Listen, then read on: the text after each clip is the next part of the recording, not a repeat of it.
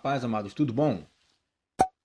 Nós vamos falar hoje de novo sobre aquela série que nós estamos fazendo sobre os desigrejados. O primeiro foi um panorama acerca dos desigrejados. O segundo foi sobre a hierarquia. O terceiro foi sobre templos. E agora vamos encerrar essa série falando sobre dízimos e ofertas. Mas não vai ser eu que vou estar falando. O vídeo é longo, tá? O vídeo é bastante longo, são quase 2 horas de palestra. Então eu peço que você se organize, porque isso também são para aqueles que fazem parte de alguma congregação, tá? E esse vídeo é muito importante para que você aprenda o significado dos dízimos e das ofertas. Eu pedi a permissão do pastor Felipe para que eu pudesse publicar a mensagem, né? Essa aula magnífica aqui no meu canal, e ele autorizou, tá? Eu não peço, não quero que você fica, uau, nossa, 2 horas de mensagens, uau, como é que pode? O dia está corrido, como é que a gente faz? Irmão, para de preguiça. Para de preguiça. O camarada fica 2 horas vendo futebol. O camarada ele fica 2, 3 horas para ir no cinema, para praticar um esporte ou para sair para namorar, mas não pode ficar 2 horas sentado para ouvir a palavra, para estudar um pouquinho. Como é que você quer ser cheio de Deus sem estudar, sem meditar na palavra, irmão? O reino de Deus não é assim, não. Você estala os dedos, as coisas acontecem. Você tem que parar, você tem que se esforçar para conhecer o reino de Deus. E eu fico vendo gente aí reclamando, mas se você olhar para a vida dessa pessoa, ela gasta muito mais tempo com futilidade do que com as coisas do reino de Deus. É o tempo todo no WhatsApp, é o tempo todo no Facebook, é o tempo todo vendo coisa que não presta, mas para poder parar e estudar a palavra, não dá, é muito tempo. Como é que você vai aprender um idioma sem parar para estudar? Como é que você vai aprender um tema numa faculdade sem parar para ler um livro? Agora, para o reino de Deus não dá tempo? Irmão, cuidado, porque o diabo também ele usa essa desculpa para deixar você um cristão preguiçoso, sem conhecimento, nécio na sabedoria de Deus. E a gente tem que tomar cuidado com isso. Temos que tomar muito cuidado. Tá? Então eu não vou falar muito, porque senão já vai gastar mais o tempo, né, da palestra, mas fica com essa palavra aí, vigia, tá, gente? Para que vocês possam buscar em Deus um conhecimento verdadeiro. Então, vou deixar com vocês aí a palestra do pastor Felipe sobre dízimos e ofertas no Novo Testamento ou na Nova Aliança. Tá bom, queridos? Fiquem na paz. A paz do Senhor, irmãos. Nós vamos falar aqui hoje sobre um assunto muito importante, que é a questão do dízimo, ou, em si, as contribuições no Novo Testamento. O que é que a Bíblia fala a respeito disso?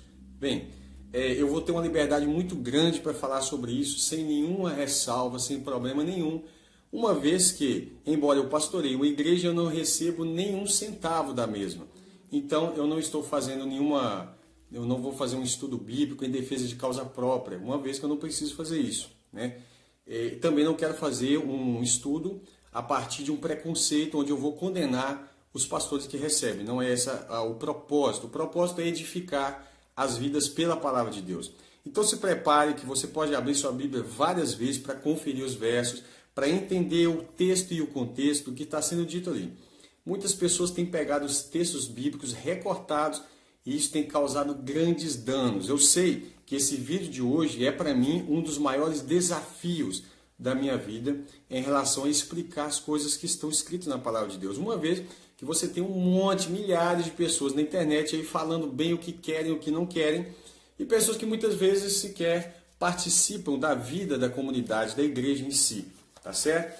Então uma coisa que nós precisamos guardar no nosso entendimento sobre os dízimos é o que tem Números 18, 21. Fala assim: eis que os filhos de Levi tenho dado todos os dízimos em Israel por herança, pelo ministério, pela obra que executam, o ministério da tenda da congregação. Tá certo? Então veja bem, A primeira coisa que nós precisamos entender é que o dízimo, na lei de Moisés, ele foi dado aos levitas, ou seja, aos filhos de Levi, aos descendentes de Levi. Ouviu isso todo aí? Aos descendentes de Levi. A primeira vez, a primeira menção de dízimo na Escritura, nós temos em Abraão, né, Gênesis 14, onde Abraão, vindo de uma vitória, ele dá os dízimos a Melquisedeque, que é uma figura de Cristo, tá certo? Depois, mais tarde, nós vemos Jacó também prometendo os dízimos de tudo ao Senhor. E aí, quando isso vem ser instituído na lei para o povo de Israel, Deus tinha o propósito de fazer todo Israel ser um reino de sacerdotes, tá certo? Só que nem todas as tribos estavam aptas para isso, porque durante o período que Deus estava falando com Moisés, né, os 10 mandamentos, você vai ver que o povo fez um bezerro de ouro, e aquele bezerrão foi um problema. E aí Moisés chega e fala assim, quem é do Senhor vem para cá. E o pessoal da tribo de Levi foi, né, e obedeceram à voz do Senhor. Por isso Deus os escolheu para serem sacerdotes no meio de Israel, para serem os seus obreiros, ou seja, aqueles que executam o ministério, pelo ministério que eles exercem, são os obreiros dentro de Israel, eram os levitas. Mas o propósito inicial de Deus é que todo Israel fosse uma nação, um reino sacerdotal, ou seja, uma nação inteira que fossem sacerdotes para o mundo. E isso seria muito diferente, porque as nações levariam seus dízimos para Israel. Mas agora, como Israel precisava ser ensinado, Israel precisava ser corrigido, então Deus vai lá e começa o processo a partir de uma tribo que é Levi. Então, aos levitas foi dado os dízimos. Isso, número 18, 21. Vou repetir. Depois eu vou ler isso mais à frente, tá ok? O que é a questão mais importante sobre esse estudo de hoje? A questão mais importante é porque ela esbarra em um conceito muito complicado hoje em dia, né? Se por um lado você tem um excesso, por outro temos também o mesmo excesso. Um excesso são a ganância de obreiros fraudulentos e que fazem negócio, como Paulo tinha dito, né, que aconteceria, que farão negócio de vós. Ou seja, pessoas que olham para cabeças de pessoas na igreja, obreiros, né, bispos que eram para estar edificando as pessoas, eles olham e vê nada mais, nada menos do que dinheiro. Só isso, mais nada. Então esses gananciosos, né, como a Bíblia diz, por causa deles, o evangelho seria blasfemado entre os povos, entre as pessoas, entre os gentios. E infelizmente, o que as pessoas dizem? Muitas vezes repetem um jargão que já ouvem há muito tempo, né? Começam a falar assim, pastor é tudo ladrão, todo mundo que está na igreja é ladrão, etc e tal. Então isso por quê? Por causa das brechas que a qual não é surpresa para mim e também não deve ser surpresa para você, que a Bíblia já disse que isso iria acontecer, não é isso? Então eles acabam causando um dano muito grande. Por causa da ganância desses homens, nós temos um outro extremo, um outro excesso do outro lado. É a turma que percebe isso, e aí isso é bom perceber, porém fecham-se de modo em que a avareza se torna a bandeira em que eles levantam. O que é ganância? É sempre querer mais, é querer muito, querer até o que não é seu. E o que é avareza? É o outro lado da mesma moeda, só que a avareza é não querer compartilhar, no popular aqui em Minas Gerais nós falamos ser pão duro, né? O que é pão duro? É uma pessoa mão fechada, mesquinho, avarento, né? Então a avareza gananciosa e a ganância são dois lados, duas faces de uma mesma moeda. Por quê? Se uma pessoa é avarenta, obviamente quando ela tiver oportunidade ela vai ser gananciosa. É por isso que Paulo fala que não pode separar para bispo alguém que seja avarento, ou seja, se esse homem não ajuda, ele vai querer receber demais, porque isso é fato, tá ok? Então, eu queria ler aqui, antes de iniciarmos o debate sobre isso, 2 Timóteo, capítulo 4, verso 3, diz assim, porque virá tempo, e chegou esse tempo, em que não suportarão a sã doutrina, não vão suportar, eles não vão querer ouvir, mas tendo comichão, ou seja, coceira nos ouvidos, amontoarão para si doutores, conforme as suas próprias cobiças, seus desejos, vão querer mestres que falam o que eles querem. E isso nós temos dos dois lados, tanto dos lados gananciosos, quanto do lado dos avarentos. E desviarão os ouvidos da verdade, se voltando às fábulas. O que você mais vê na internet hoje em dia são canais que ensinam fábulas e estão crescendo vertiginosamente. Palavra é difícil, né? Para que falar isso, né? Mas tu, sê sóbrio, Paulo orientando Timóteo, sofre as aflições, faça a obra de um evangelista, cumpre o teu ministério. Opa, Timóteo era um obreiro e tinha um ministério, mas não era da tribo de Levi? Ok, mas guarda isso. Eu queria que você entendesse uma coisa. Em Atos capítulo 1, verso 1 e 2, quando Lucas está escrevendo, ele fala assim: fiz o primeiro tratado, ó Teófilo, que é o livro de Lucas, o Evangelho, acerca de tudo que Jesus começou não só a fazer, mas a ensinar. Até o dia que foi recebido em cima, depois de ter dado mandamentos. Jesus deu mandamento pelo Espírito Santo aos apóstolos. Esses tais mandamentos que Jesus passou para os apóstolos é que nós devemos seguir. Amém? Isso vai ser chamado de doutrina dos apóstolos. Em Atos 2, verso 42, diz assim: e perseveravam, a igreja, né, na doutrina, no ensino dos apóstolos, e na comunhão e no partir do pão e nas orações. Olha que coisa linda.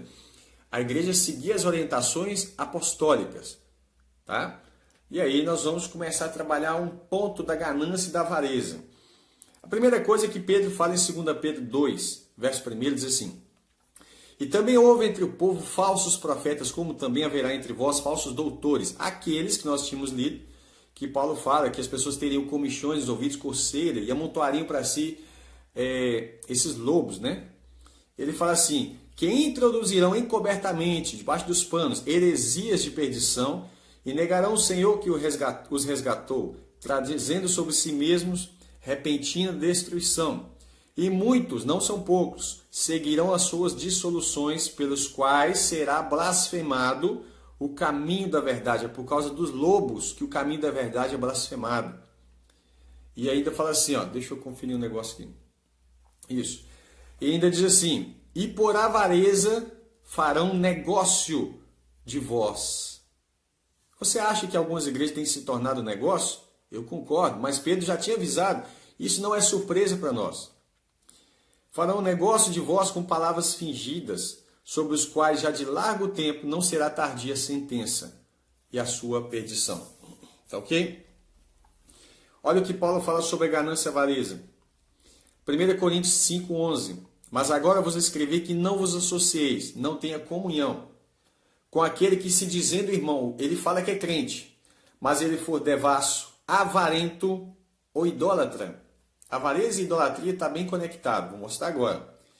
Não tenha comunhão com aquele que se diz irmão, não é um mundano, mas aquele não é a pessoa que não é convertida, mas é a pessoa que se diz irmão, mas é devasso, é promíscuo, né, imoral, avarento, idólatra, ou maldizente, ou beberrão, ou roubador. Com tal, ainda nem comais. Ou seja, você não poderia nem participar da ceia com ele, nem ter comunhão com ele.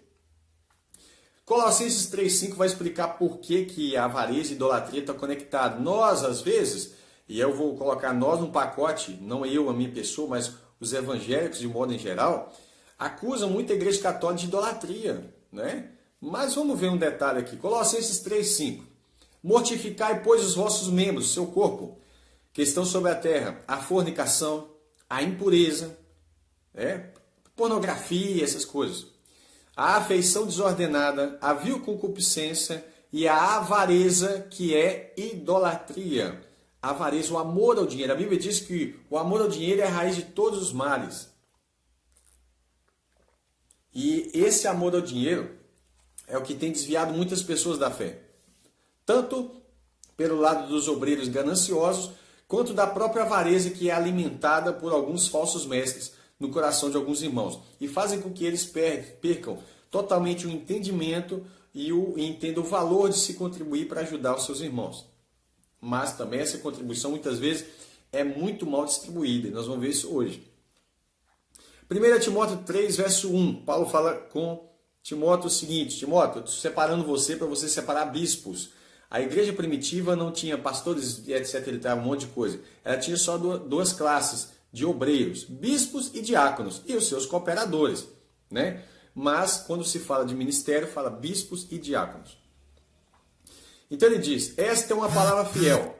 Se alguém deseja o episcopado, ou seja, ser um bispo ou ministério, excelente obra, deseja. Isso é coisa boa. Você deseja? Tudo bem. Então vamos ver se você está dentro do critério. É isso que ele está dizendo.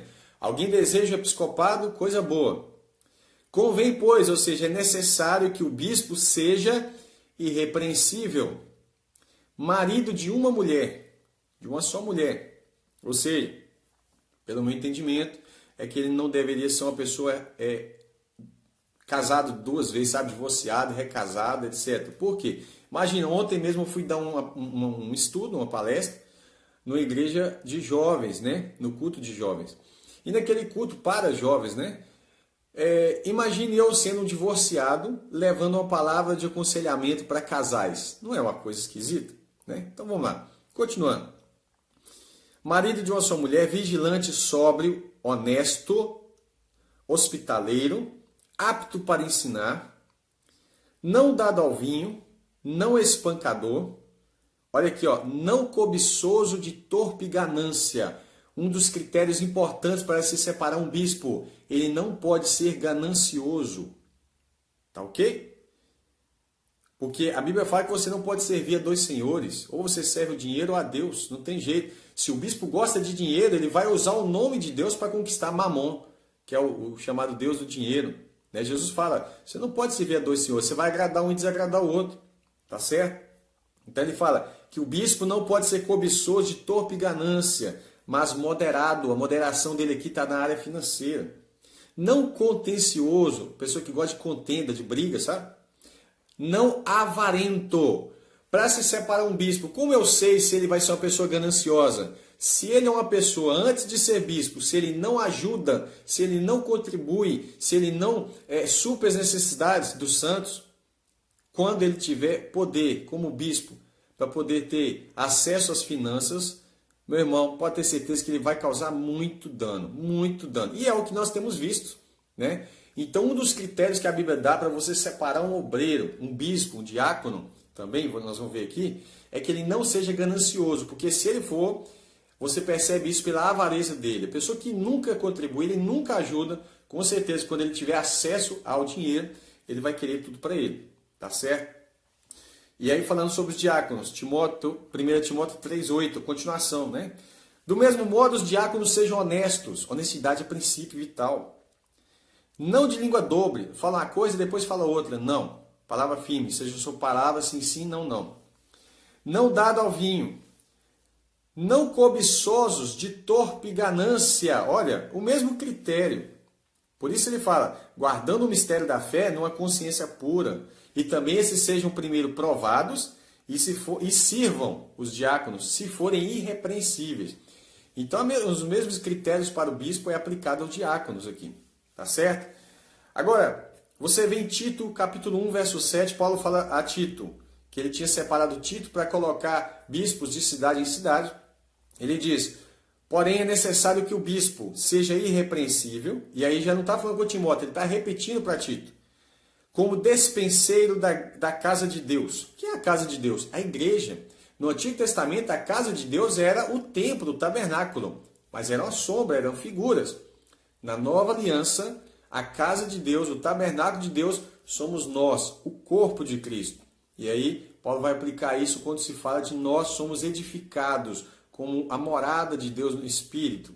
Ou seja, a congregação dos santos. No Antigo Testamento, lá no deserto, aquele lá, né? No deserto você tinha a igreja no deserto, mas era uma figura, era uma sombra. Né? Agora, no Novo Testamento, você tem a congregação. A palavra congregação lá é a mesma que Estevão usa para definir igreja. Né? Em Atos 7, ele está falando igreja, ele fala eclesia em relação à congregação no deserto. Só que lá era sombra e hoje é realidade. Então ele fala assim, como o bispo seja irrepreensível, como dispenseiro da casa de Deus. Não soberbo, nem iracundo, soberbo é pessoa, né, altiva, nem dado ao vinho, nem espancador, nem cobiçoso de torpe ganância.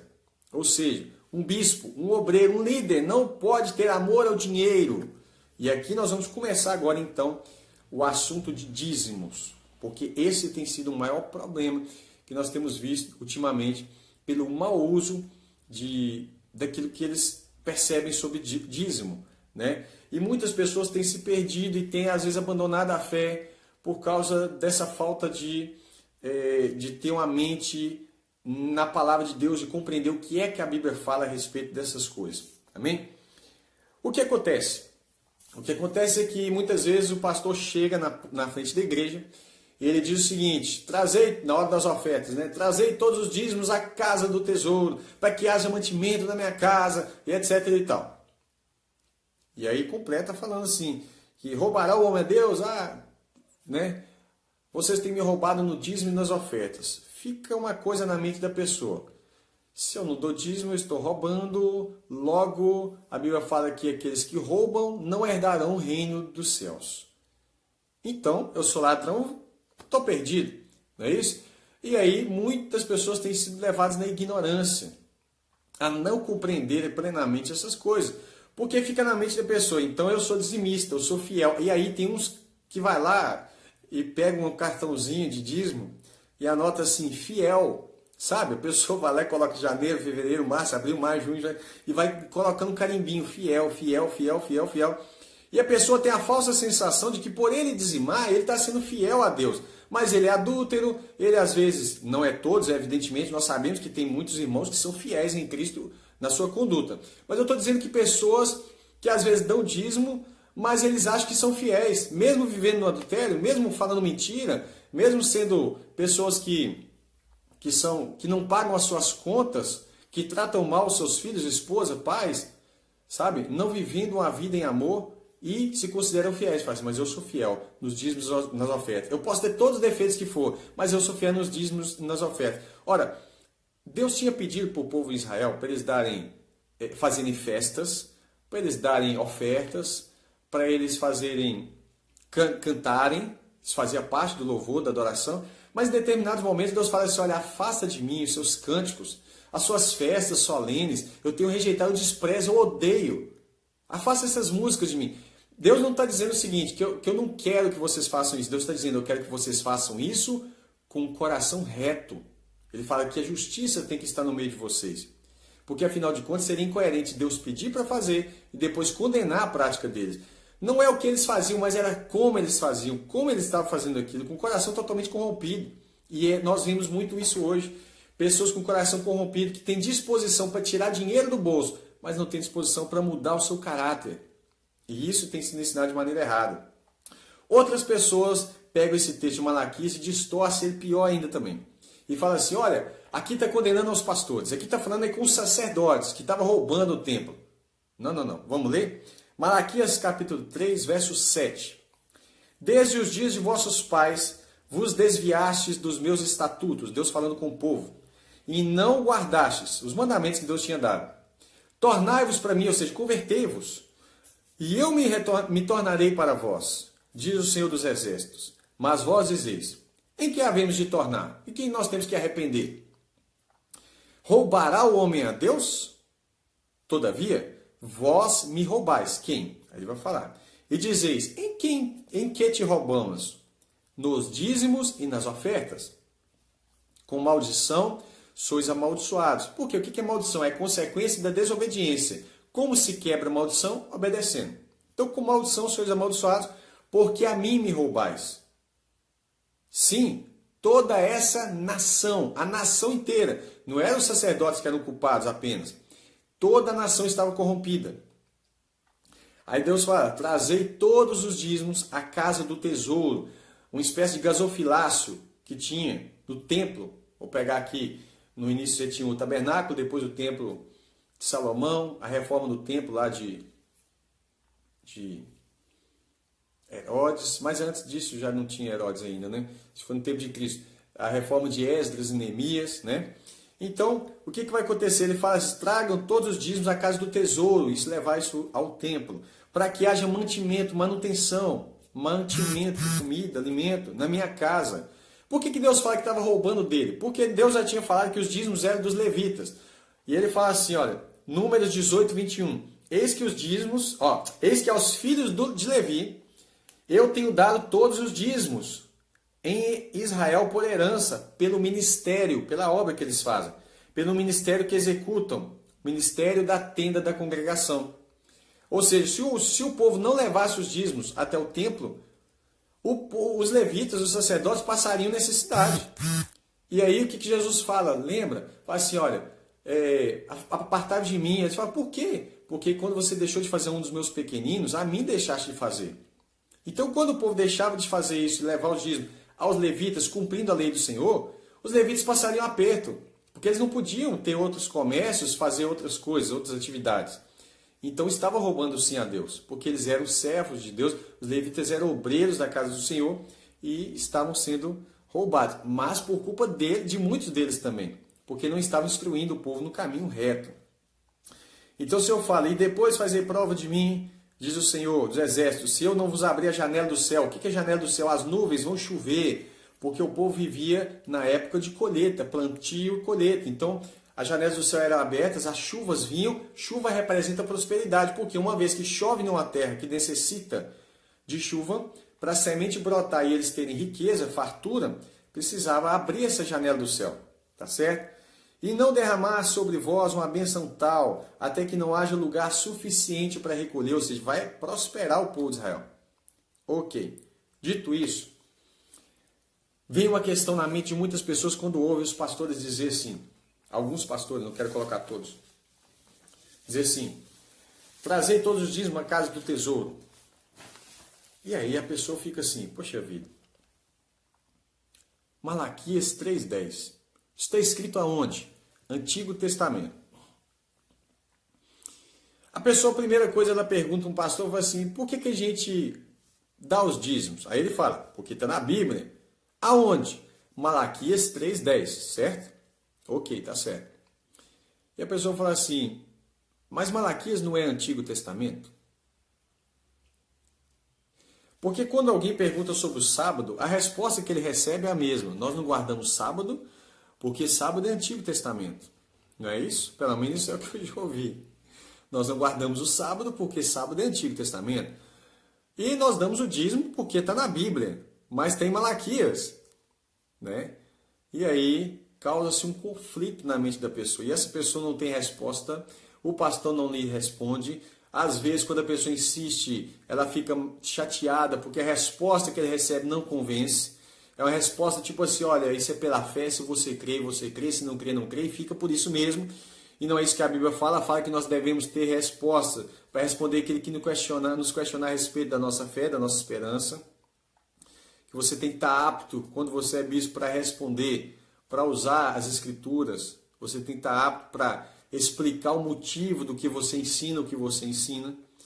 Então, a pessoa dá um problema grave na mente dele, que ele fica assim, poxa vida, o sábado não guardamos porque é Antigo Testamento, mas os dízimos a gente tem que dar e é Antigo Testamento também. E ele fica sem resposta, e ele vai passar até, ele pode até continuar dizimando, ofertando, contribuindo, mas a Bíblia fala que Deus ama o que dá com alegria. E não tem como, irmão, você ter alegria sem entendimento.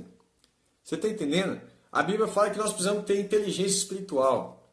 Né? Quando a Bíblia fala que aquilo que não é por fé é pecado. Como é que eu vou fazer algo se eu nem entendi? Porque a fé não foi explicada. Quando o Filipe chega perto do eunuco, ele pergunta, e aí, você está entendendo o que você está lendo? Ele fala assim, como eu entenderei se alguém não me ensinar?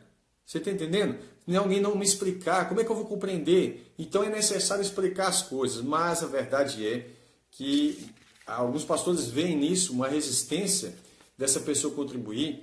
E a reação desses pastores, muitas vezes, não são todos, tá, irmão? Não quero condenar aqui pastores, não é esse o meu objetivo. A reação, muitas vezes, é de falar assim, ó, se você crê, se não crê, não crê, porque vê nessa pessoa uma certa oposição, mas essa pessoa está buscando uma verdade de coração e precisa ser respondida, tá certo? Então, vamos lá. Eu queria dizer para vocês o seguinte. Nós sabemos que os dízimos foram dados, além dos levitas, que é a prioridade são eles. Você vai ter também dízimos para ajudar os órfãos e as viúvas, os pobres, os estrangeiros, é isso que significa, os pobres necessitados. Se você olha para hoje as igrejas, muitas vezes a questão do dízimo é usada o seguinte, é para que haja mantimento. Tá certo? É para que os dízimos sejam usados para suprir as necessidades da obra de Deus. Mas aí é uma necessidade, às vezes, de tirar uma oferta, às vezes a igreja é até grande, precisa tirar oferta para missões. O que eles fazem? Ao invés de meter a mão no caixa, onde foi colocado os tais dízimos e as ofertas, eles simplesmente pedem outra oferta para missões. Precisa ajudar algum irmão que está carente, eles pedem outra oferta, ou então uma cesta para ajudar o irmão que está carente, tendo esse dinheiro em caixa dos tais dízimos e ofertas. Ora, não está sendo aplicada de forma ilegítima essa lei? Será que isso não está sendo aplicado de uma maneira irregular? Será que isso faz parte da justiça de Deus? Não é? Então a pessoa começa a perceber que está tendo algo errado. Então ela não vai concordar, irmão. Isso é fato, ela não vai concordar. Mas agora vamos ver o que a Bíblia fala sobre a nova aliança. Tá ok? Tiago capítulo 1, verso 26. Ninguém vai negar que isso aqui é importante para nós. A Bíblia não condena a religião. Tem gente que usa no sentido pejorativo. Fala assim, você é um religioso. Não. A Bíblia condena a falsa religião. Então ele fala assim, Tiago 1, 26. Se alguém de vós acredita ser religioso e não refreia a sua língua, cuidado, principal coisa nossa, língua. Precisamos refrear, parar de repetir as coisas igual papagaio. Antes engana o seu coração. E a religião desse é vã. A religião desse é vã. Não é toda religião que é vã. A religião pura e imaculada diante de Deus, o Pai, é esta. Visitar os órfãos e viúvas nas suas tribulações. Para que visitar? Só para ver como é que está? Não, é para sustentar elas. As viúvas, os órfãos, né? E guardar-se da corrupção do mundo. Tem gente que tem disposição para dar dinheiro para ajudar órfão e viúva, mas não se preserva, não se santifica, não se guarda. São guardar da corrupção do mundo, o pecado, fugir do pecado. A religião de Deus está ligada a isso. Tanto em você preservar você mesmo, quanto cuidar do próximo. Não só de palavras, mas cuidar em atos. Filhinhos, fala assim, filhinhos, amai-vos uns aos outros. Né? Não amei só de palavra e de língua, mas de obra e em verdade. É isso que está falando. Vamos continuar. Gálatas 6,10. Paulo fala, então, enquanto temos tempo, façamos o bem a todos, mas principalmente, há uma ordem de prioridade aos domésticos da fé. Há pessoas que têm o coração livre, a mão para abençoar, para ajudar, para contribuir, para ajudar pessoas de fora. Mas se for para ajudar as pessoas da própria congregação, eles não ajudam. E aí está quebrando a palavra de Deus. Você pode ajudar a todos, mas primeiro aos domésticos da fé. Existe um provérbio que ele é falso, que fala assim, faça o bem sem olhar a quem. A Bíblia não diz isso. Eu vou mostrar para você agora. Você não pode fazer o bem sem olhar a quem. Paulo fala, eu não estou agindo como se estivesse dando socos ao ar, dando murro no vento. Eu tenho um objetivo, eu tenho um alvo, eu tenho um porquê eu estou fazendo o que eu faço. Paulo tinha um propósito em tudo que ele fazia, e nós precisamos ter um propósito. Por que é que eu estou ajudando? Eu estou cumprindo a palavra de Jesus, mas eu tenho um objetivo. Eu não vou jogar pérolas aos porcos, tá ok? Eu não vou dar palavras ao vento. Então vamos lá. 2 Tessalonicenses 3,10, olha o que Paulo fala. Porque ainda quando estávamos convosco, vos mandamos isso, que se alguém não quiser trabalhar, que também não coma. Irmão, você não pode ajudar quem não quer trabalhar. Eu vou dar uma pausa para não ficar, eu vou colocar um parênteses para não dar a impressão que eu estou falando algo errado. Paulo não falou para você não ajudar quem não pode trabalhar. Quem não pode, está acamado, por exemplo, está doente, não pode trabalhar, você deve ajudar. Quem está desempregado porque não tem emprego, você deve ajudar. Agora, quem não quer trabalhar, você não pode ajudar. Você vai estar financiando a vagabundagem. Deus não opera nisso. E se você ajudar, você está fazendo isso para Deus? Não, não, não. Por isso, não é fazer o bem sem olhar aqui. Você tem que olhar sim. Você tem que ver. Porque, irmãos, Deus não chamou a igreja para fazer ação social. Entenda bem. César faz o que César tem que fazer. Existem funções do Estado e função da igreja. Nós precisamos separar uma coisa da outra. Jesus não instituiu o comunismo no seio da igreja. O comunismo ele arranca de alguém e dá para o outro. Jesus falou que você precisa abrir o seu coração. É você que precisa fazer. Ninguém vai tomar de você. Jesus não era comunista. Tá certo? E as pessoas acham que sim, né? Agora, entenda bem. Guarde isso. Você não pode ajudar quem não quer trabalhar. Jesus Cristo, ele ensina em Mateus 23, verso 23, diz assim, ai de vós, escribas e fariseus hipócritas. Qual era a hipocrisia deles? Ele diz, pois dizimais a hortelã, o endro e o cominho. 3 hortaliças pequenininhas. Eles eram detalhistas nos dízimos. E desprezais o mais importante da lei, o juízo, a misericórdia e a fé. Deveis, porém, fazer essas coisas sem omitir aquelas.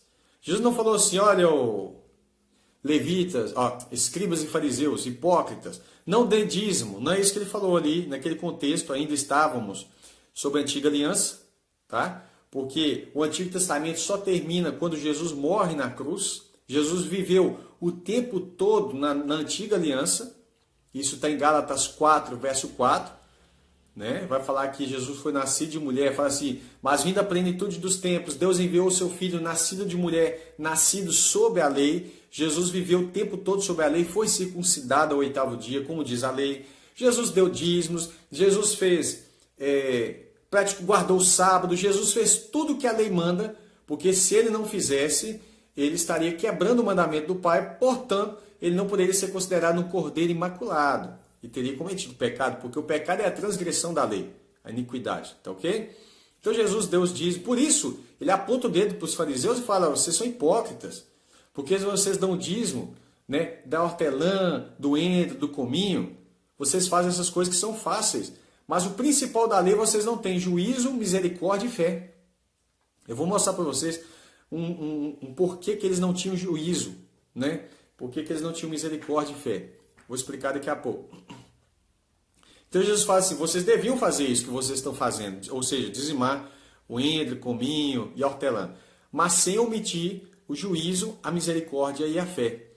Aqui Jesus está tratando o aspecto moral. É por isso que lá atrás eu estava falando, não, afasta de mim, sabe, esses cânticos seus, afasta de mim essas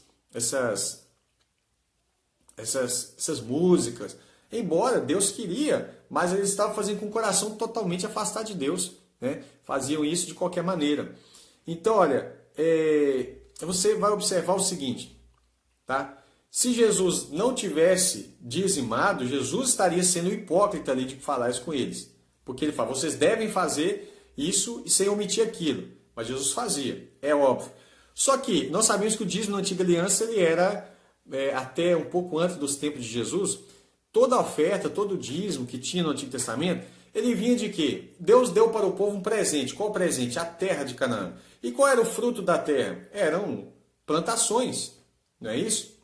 Então, o que vai acontecer nas plantações?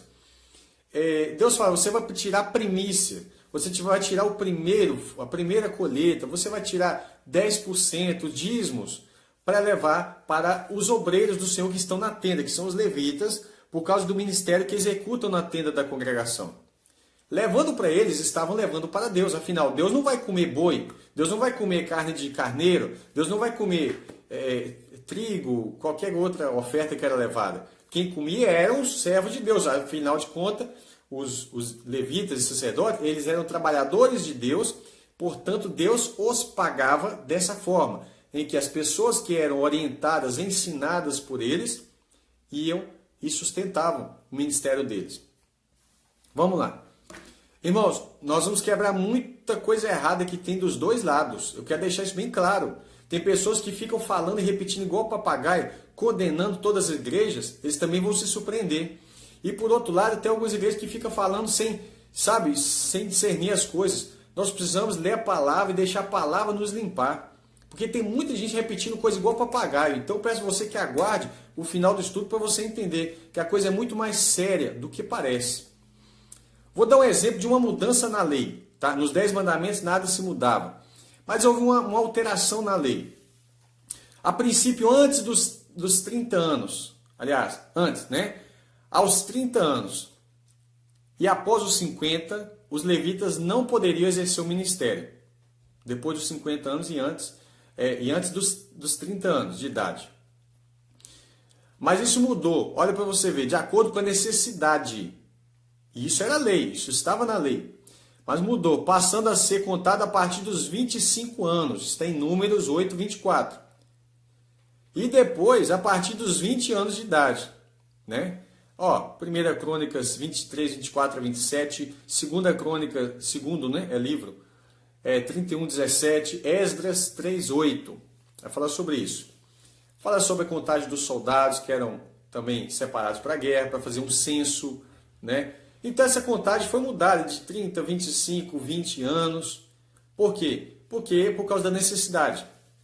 Tá ok? Por exemplo, a princípio a lei falava que deveria se estabelecer um tabernáculo de tenda, de cortinas, para que Deus habitasse entre os homens, ali no tabernáculo. Só que Davi teve um desejo de fazer para Deus um templo físico, né? Um templo físico não, de alvenaria, de construção de ouro, etc. e tal.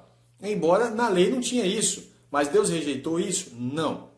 Tá certo? Foi um desejo do coração de Davi, Deus permite que Salomão faça. Salomão mesmo já tinha falado, eu sei que o céu dos céus não contém o Senhor e que esse templo, quanto mais essa casa que eu fiz para o Senhor, vai poder conter o Senhor, porque o objetivo de Deus é morar em nós. Mas Salomão já fez isso sabendo disso, não tinha nenhum segredo, nunca que Deus habitou dentro do templo ali. Deus fica no seu trono, irmão. Mas o nome do Senhor foi colocado sobre aquela casa. Deus aprovou essa mudança do tabernáculo de tenda para o tabernáculo colocado em forma de templo em Jerusalém. Foi Deus que apoiou isso. Embora a lei falava outra coisa, agora foi feita essa também uma alteração e muitas outras foram feitas ao discorrer do tempo. E aí o que vai acontecer? Você vai ver no tempo de Jesus, Jesus era um carpinteiro. Ele não plantava sementes, mas ele precisava cumprir a lei.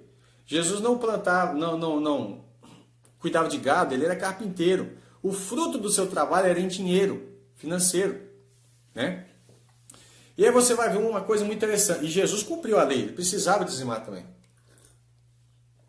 E as ofertas do Antigo Testamento, se você quiser conferir, em Levítico, você vai ver as ofertas a partir de Levítico 1, 2, 3, 4, 5, eram de animais, de ofertas assim. Mas você vê em Lucas 21, verso 1 ao 4, fala assim: estava Jesus e seus discípulos, eu acho essa passagem interessante, eles estavam sentados no templo e vendo as pessoas derramarem no gasofilácio, que é a arca do tesouro, chamada assim, as suas ofertas. Então diz assim: e olhando ele, viu os ricos lançarem suas ofertas na arca do tesouro. Não era nada escondido. Não precisa ser escondido, irmão, né? Aí ele fala assim: e viu também uma pobre viúva lançar ali 2 pequenas moedas, 2 moedinhas. É dinheiro, né? Mas olha, mas é oferta. Eles estão dando ofertas em dinheiro, porque o contexto mudou. Essa mulher talvez ela tinha dinheiro, ela não tinha cabrito, embora ela poderia até comprar daquelas pessoas que vendiam animais para sacrifícios, tá? Durante as festas acontecia isso, pessoas vinham de longe, né? Chegando próximo ao templo, não tinha como ficar trazendo boi lá da China para poder oferecer em sacrifício. Então eles vendiam os seus bois, pegavam dinheiro, ou traziam dinheiro, compravam em Jerusalém e davam-se a oferta do melhor. Isso era uma prática. Mas vamos lá, aqui eles estavam dando ofertas em dinheiro, tá ok? E disse: em verdade vos digo que ele lançou mais do que todos, esta pobre viúva. Olha, a viúva tinha que receber, mas ela podia ofertar, mas ela não podia ficar sem sustento. Porque todos aqueles, os ricos, deitaram para as ofertas de Deus do que lhes sobravam.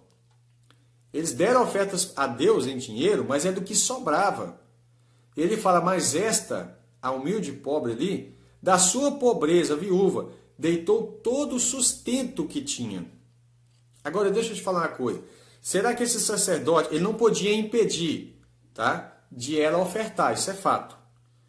Mas será que é correto ele despedir essa viúva, depois dela dar todo o sustento que ela tinha, e despedir ela para casa sem suprir a necessidade dela? Vamos ver o que a Bíblia diz? Tiago, capítulo 2. Fala assim. Tiago, capítulo 2, verso 14.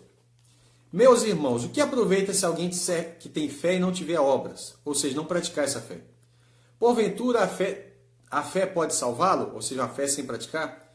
Se algum irmão ou irmã estiverem nus, ou seja, sem roupa, e tiverem falta de mantimento cotidiano, e algum de vós lhe disser: vá em paz, aquentai-vos e fartai-vos, e não lhe der coisa necessária para o corpo, que proveito vem daí? O irmão te chegou, pediu oração, ore por mim, irmão, estou passando necessidade, estou com dificuldade. Aí você ora, Senhor, abre as portas, abençoa, multiplica, abre a porta de emprego, sabendo que o irmão está passando dificuldade e não supre a necessidade dele. Que proveito tem nisso? Ele fala, assim a fé, se não tiver obras, é morta. Ou seja, essa viúva que ofertou, ela não podia ser impedida de ofertar. Mas assim que ela o fizesse, Jesus percebeu que ela deu seu sustento, era uma viúva pobríssima. O que era para ser feito? Ir lá e suprir as necessidades dessa viúva. Isso pelos líderes que estavam ali no templo, naquele tempo.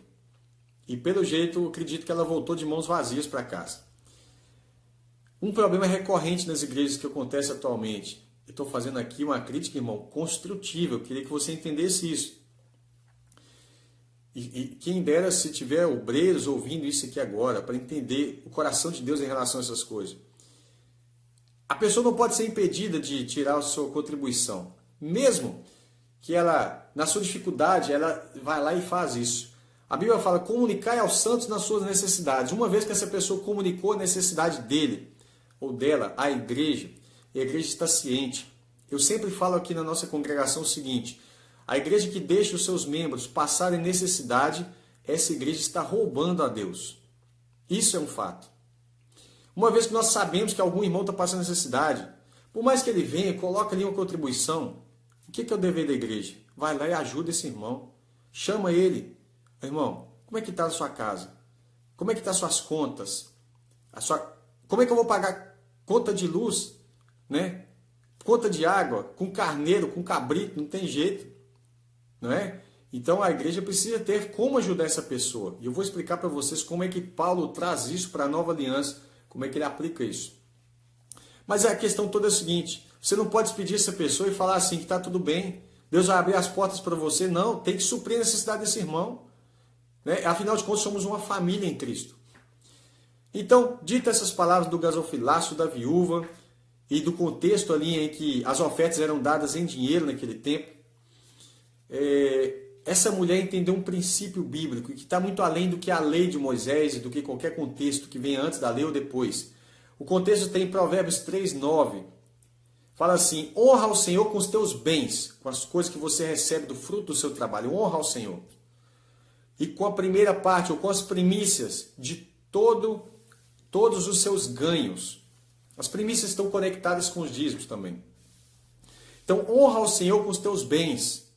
Quem é avarento, isso entra no ouvido dele e coça, porque ele não quer ajudar ninguém, Ele só fala mal de pastores, fala mal de igreja, fala mal de todo mundo, mas ele mesmo, na verdade, está escondendo atrás dessa ira, dessa fúria. Talvez por causa de um constrangimento que já passou, por causa de uma frustração que já passou em determinada igreja. Ele se fechou o coração de uma maneira tão grande que ele também não quer enxergar mais nada do que a Bíblia diz. Eu quero mostrar para vocês hoje o que é que a Bíblia fala a respeito disso. Honra o Senhor com os teus bens e com as primícias de todos os teus ganhos. Provérbios 3:9. Davi entendeu isso tão profundamente. É lógico, se Salomão fala isso, Davi o ensinou. Que quando Davi vai querer um lugar para ele poder levantar um altar ao Senhor, isso está em 1 Crônicas 21, do verso 22 ao 24. Aquele homem ali, chamado Ornã, ele fala assim, Davi, pega o que você quiser, eu vou te dar essa terra, eu vou te dar tudo que você precisar, eu te dou.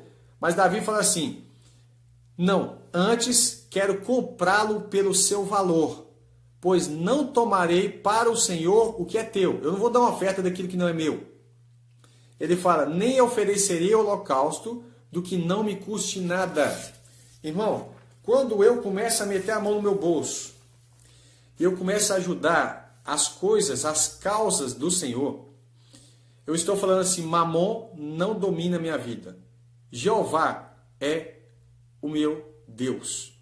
O Senhor Deus não pode ser competido com Mamon. Agora, quando eu me fecho, e eu falo de Deus, mas eu não boto a mão no bolso para me ajudar, a minha fala não condiz com a minha prática. O irmão está passando necessidade e você nada, não ajuda. O obreiro que Deus separou para poder estar fazendo a obra está passando necessidade e você nada, só descendo a lenha no homem. Muitas vezes acontece isso. E eu quero mostrar aqui claramente para vocês como que a Bíblia fala sobre isso. Mas primeiro eu vou falar do cuidado com os irmãos. Segundo aos Coríntios 9, verso 1 ao 13, nós vamos ler, abre sua Bíblia, 2 Coríntios 9, está falando ainda não do contexto da igreja local, mas está falando de ajudar, enviar uma ajuda para os irmãos que estão distantes de uma outra cidade. Isso aconteceu quando uma igreja enviou ajuda para Jerusalém, para um momento de pobreza lá, e agora a prontidão dos irmãos de Corinto para outra igreja. 2 Coríntios 9, esse assunto é extremamente importante. Abre sua Bíblia e nós vamos quebrar muitas doutrinas erradas, dos dois lados, como eu falei. Tem muita gente aí repetindo as coisas igual papagaio, destruindo o Evangelho, acabando com a fé dos irmãos e motivando eles a serem simplesmente avarentos a despeito dos gananciosos que nós temos na televisão. E aí eles começam a falar, os pastores são ricos. Irmãos, tem tanto pastor passando dificuldade. Homens de Deus estão fazendo a obra do Senhor com fidelidade. Mas a gente sabe que a palavra que agrada os ouvidos é justamente a dos falsos. Com certeza, nós sabemos disso. 2 Coríntios 9, verso 1 diz assim: quanto à administração ou diaconia, serviço, assistência, que se faz a favor dos santos, não necessito escrever-vos. Não é necessário nem escrever para vocês. Porque sei da prontidão. Olha, primeiro princípio para você ofertar, para ajudar alguém, prontidão. Está pronto? Então, irmão, Deus ama que dá com alegria. Prontidão, né? Ou seja, entusiasmo, inclinação à disposição da sua mente. Porque eu sei da prontidão do vosso ânimo, do qual me glorio de vós. Ou seja, Paulo já até propagava, divulgava a prontidão dos coríntios. Aí ele fala assim, do qual me glorio de vós para com os macedônios, que a Acácia está pronta desde o ano passado, e o vosso zelo, o vosso cuidado tem estimulado a muitos. Esse cuidado que vocês têm em cuidar uns dos outros, isso tem servido de exemplo para muitos irmãos. Olha que coisa linda. Mas enviei estes irmãos para que a nossa glória acerca de vós não seja em vão, nessa parte, para que, como já disse, possais estar prontos, a fim de que, se acaso os macedônios vierem comigo e vos acharem desapercebidos, não nos envergonhamos nós, para não dizer vós, deste firme fundamento de glória. Paulo está falando, ó, eu estou elogiando vocês aí com os outros, mas se eles chegarem e não tiver nada, nós vamos passar vergonha, né? Portanto, tive por coisa necessária exortar esses irmãos, para que primeiro fossem ter convosco e preparassem de antemão a vossa bênção, a vossa dádiva, né? Já antes anunciada, para que esteja pronta como bênção e não como avareza. Paulo estava combatendo a avareza. Ele já está iniciando um processo, a qual já tinha falado que os bispos e diáconos não deveriam ser avarentos, mas também serve para todos os irmãos. Ele fala, e digo isso, olha o contexto, ele está falando de contribuição, de ajudar uns aos outros, de apoiar o seu irmão que está necessitado. O que semeia pouco, pouco também colherá. O que semeia em abundância colherá. Cada um, esse verso tem gente que distorce, está falando, semear o evangelho, não é isso que está falando, não. Aqui está falando sim da questão de você ajudar e Deus vai suprir suas necessidades, tá? Não é a teologia da prosperidade, mas é uma lei bíblica. Se você faz para o Senhor, você faz para o pobre ali, você está fazendo para Deus. E Deus vai te recompensar e não vai ficar devendo você. Cada um contribua, mandamento, todos devem contribuir. É lógico, dentro da possibilidade. A pessoa está desempregada, como é que ele vai contribuir? Né? Existe a possibilidade, irmão. Tem coisa que é possibilidade. Cada um contribua, segundo propôs no seu coração. Quem tem um coração, um coração onde o Espírito Santo trabalha livremente, olha o coração da igreja em Atos 2. O que propuseram no seu coração? Eles abriram a mão de tudo. A Bíblia fala que eles vendiam todas as suas propriedades e repartiam igualmente entre eles, que não havia nenhum necessitado. Eles davam aos pés dos apóstolos, que eram bispos, tá? Isso tem Atos 1. Os apóstolos eram os bispos da igreja ali, depositaram aos pés dos apóstolos e repartiam a cada um segundo ouvia necessidade. É isso que eles faziam. Não com tristeza. Irmão, um princípio básico. Deus não quer que ninguém faça nada com tristeza. Agora, se eu não tenho entendimento do porquê que eu estou contribuindo, eu vou tirar do meu bolso com a tristeza como se estivesse jogando dinheiro fora. Eu não entendo o propósito do porquê é que eu estou fazendo o que eu estou fazendo. Uma coisa que eu preciso entender é por que é que eu faço o que eu estou fazendo. Ou por que eu não faço o que eu não faço. Eu preciso ter isso firme na minha mente. Não com tristeza. Por quê? Aí ele vai falar, não ou por tristeza, ou por necessidade, ou constrangimento. Aí eu vou dar porque está todo mundo dando. Foi o caso de Ananias e Safira. Todos vendiam tudo, estava dando tudo. Barnabé fez isso também. Aí Ananias e Safira vão vender tudo, mas vão ficar com a metade. Pedro fala, poxa vida, se vocês ficassem com o lote, não era seus?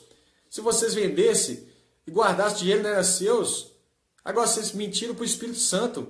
Quando chega para os bispos, o caso de Pedro, e dá para ele a metade do dinheiro e fala que está dando tudo, eles estão mentindo ao Espírito Santo, mentindo à igreja, mentindo a Deus. Então eles morreram, Ananias e Safira. Por quê? Não precisava daquilo. Estavam fazendo por constrangimento, para não ficar, como diz, para não ficar feio no meio dos outros. Foi pior para eles ainda. Porque Deus ama, não com tristeza ou constrangimento, porque Deus ama o que dá com alegria. Deixa eu falar para você uma coisa. Deus não ama quem dá com mão mirrada, com tristeza. Deus ama quem dá com alegria. Eu sei em quem eu tenho investido, para quem eu tenho contribuído, aonde esse dinheiro está indo, para quem é, para qual igreja, como está sendo investido esse dinheiro. Eu vou fazer isso com alegria. Agora, se ainda eu tenho liberdade de saber todas as coisas, me fechar o coração, irmão, me desculpe, você está afastado de Deus.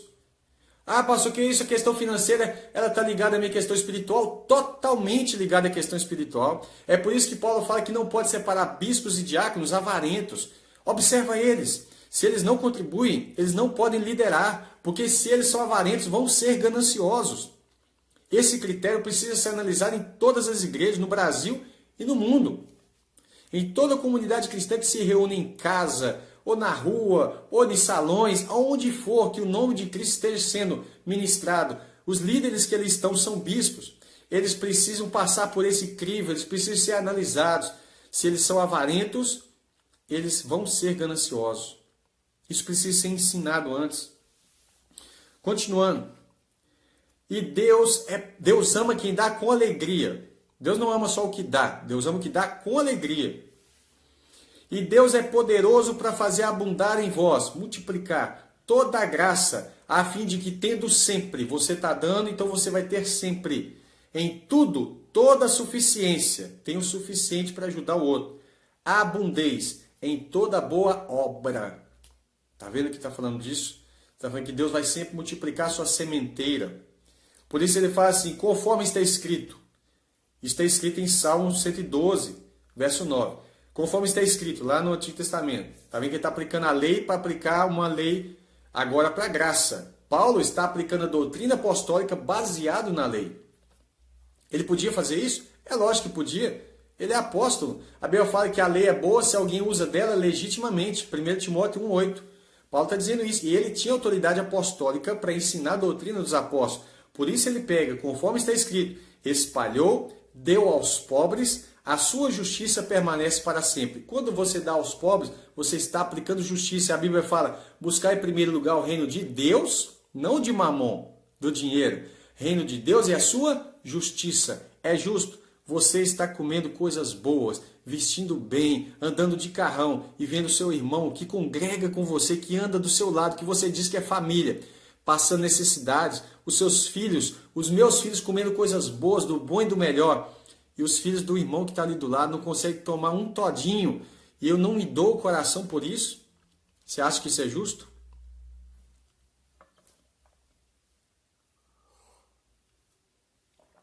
Por isso a Bíblia fala, a sua justiça permanece para sempre. Buscai, portanto, primeiro o reino de Deus e a sua justiça. E todas essas coisas vos serão acrescentadas. A justiça está quando eu faço isso, quando eu ajudo aquele que está necessitado. Ora, aquele que dá semente ao que semeia. A semente você planta, ela vai regar e vai crescer. Lembra da figura lá de Malaquias 3,10, fala lá que vai fazer chover, vai abrir as portas do céu. Que eu expliquei que as portas do céu são as nuvens que fazem a semente brotar, né? Mas aqui ele está usando um contexto parecido.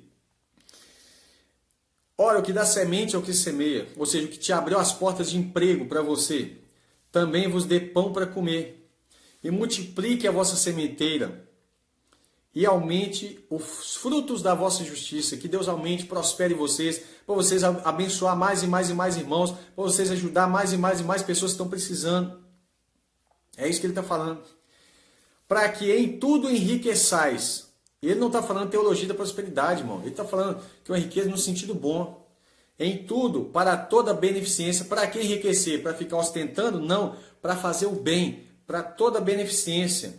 O qual se faz por nós, que por nós se deem graças a Deus. Por causa dessa manifestação de fé, fé praticada, porque não existe fé sem obras, ela é morta. Mas quando essa fé é praticada, Jesus fala para você fazer para o próximo aquilo que você queria que fazesse consigo mesmo. Ou seja, ame o próximo como a ti mesmo. Quando você supera a necessidade do irmão que está passando necessidade, você está amando ele como a si mesmo.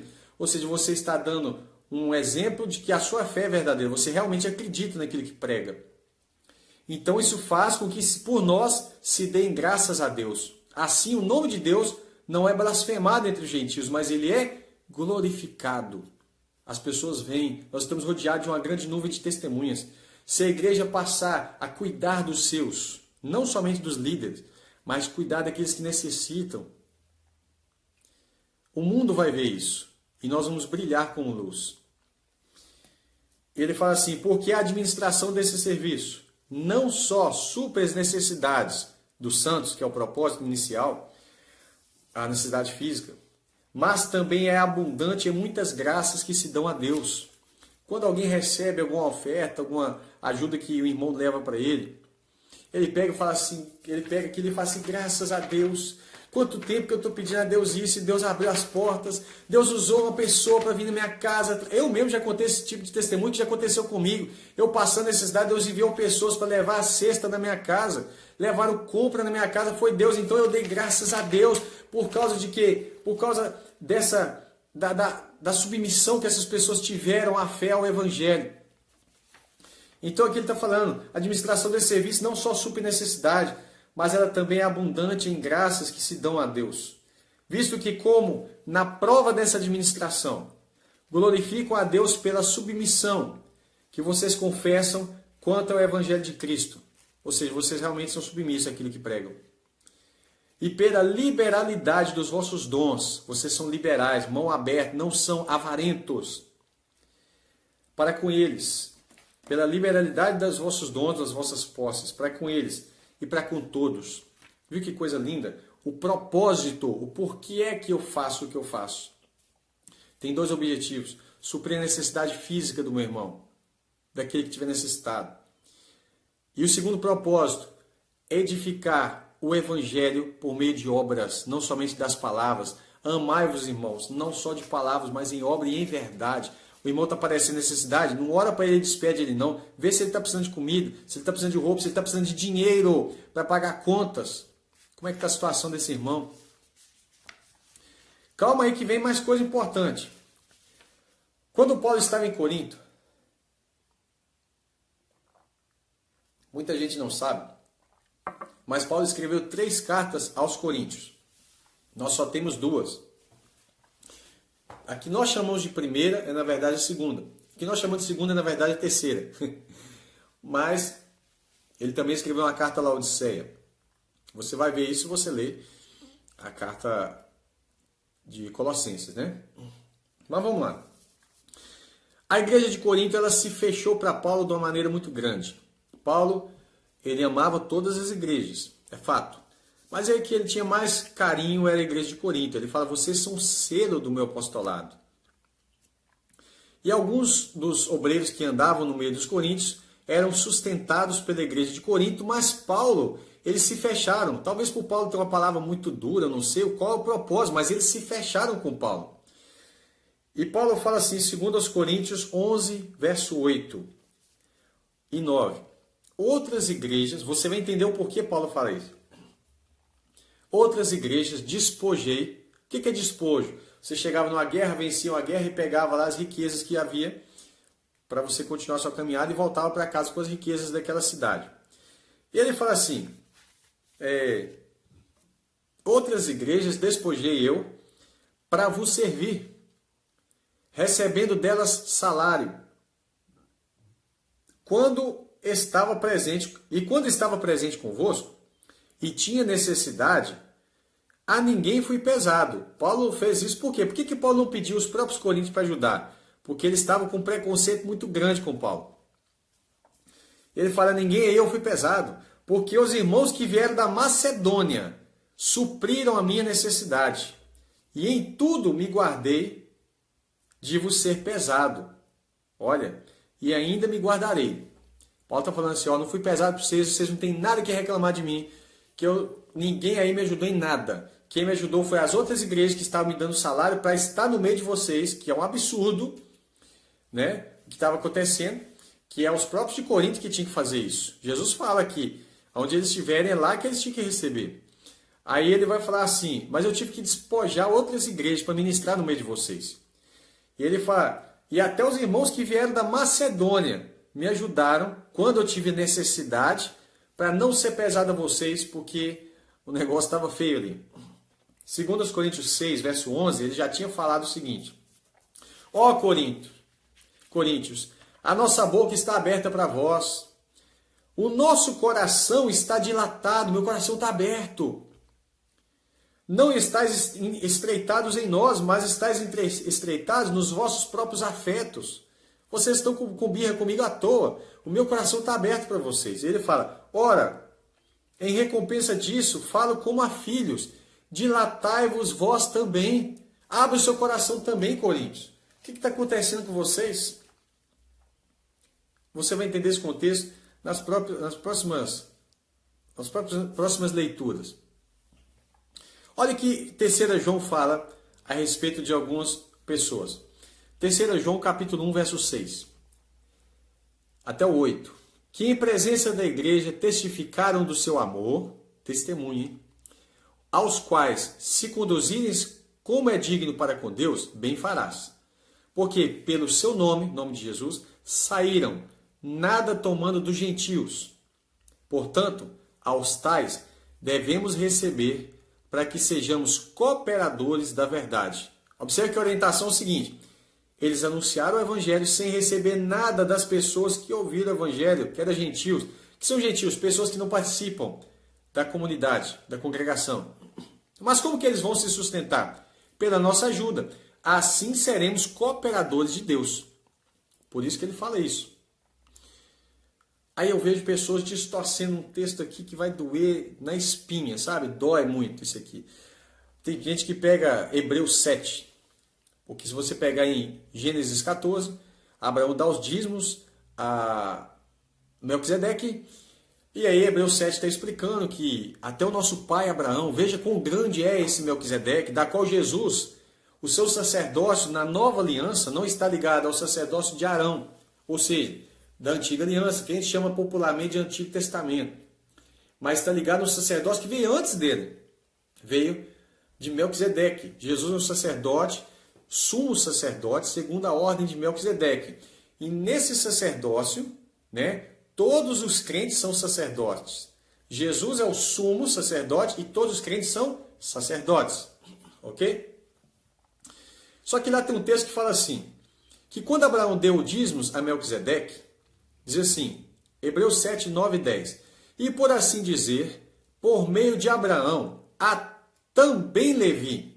Aí tem uma tradução assim, até Levi, que recebe dízimos, pagou dízimos. E porque ainda estava nos lombos do seu pai, quando Melquisedeque lhe saiu ao encontro. O que esse texto está dizendo? Tem gente que distorce o texto, parece que não quer entender.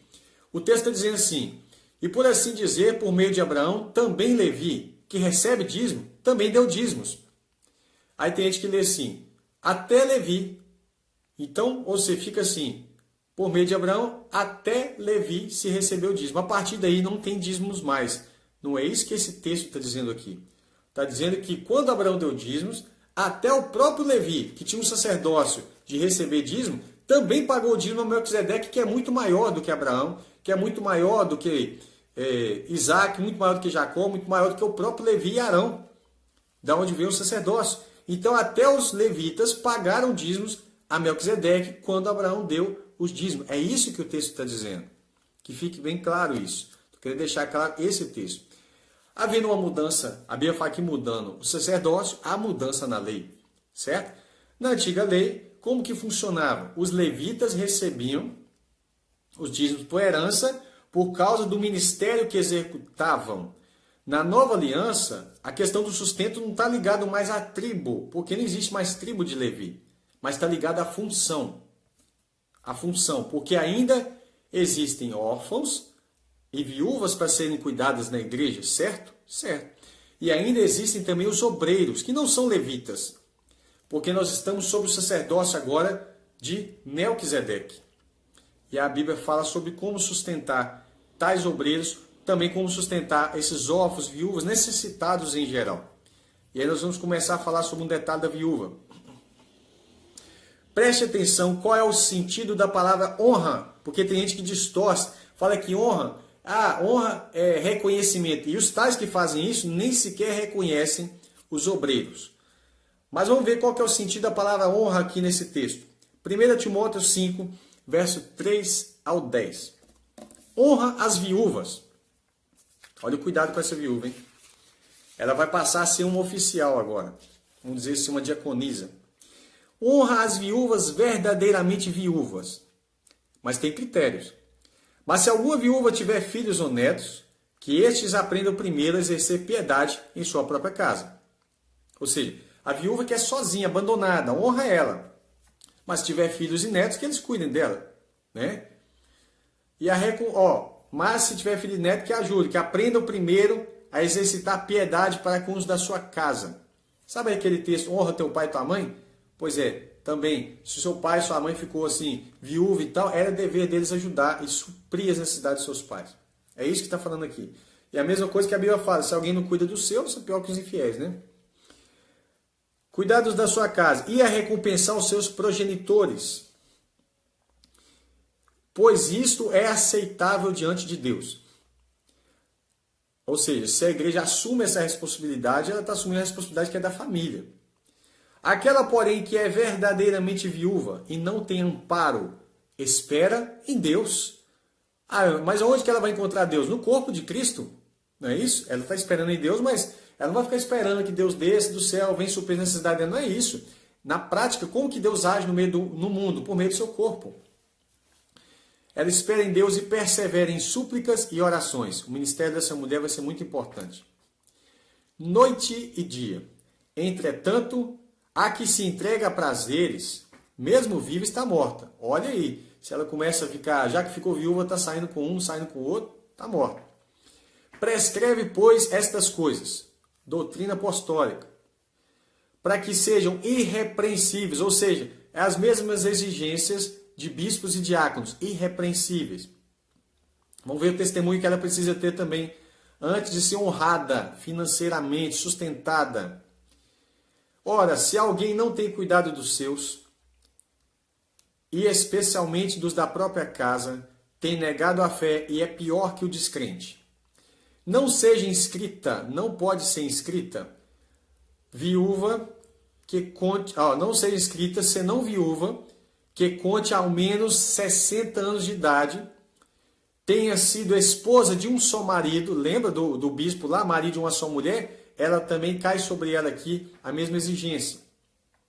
Esposa de um só marido, seja recomendada pelo testemunho de boas obras, testemunho, como os bispos tinham que ter testemunhos, inclusive dos de fora, né?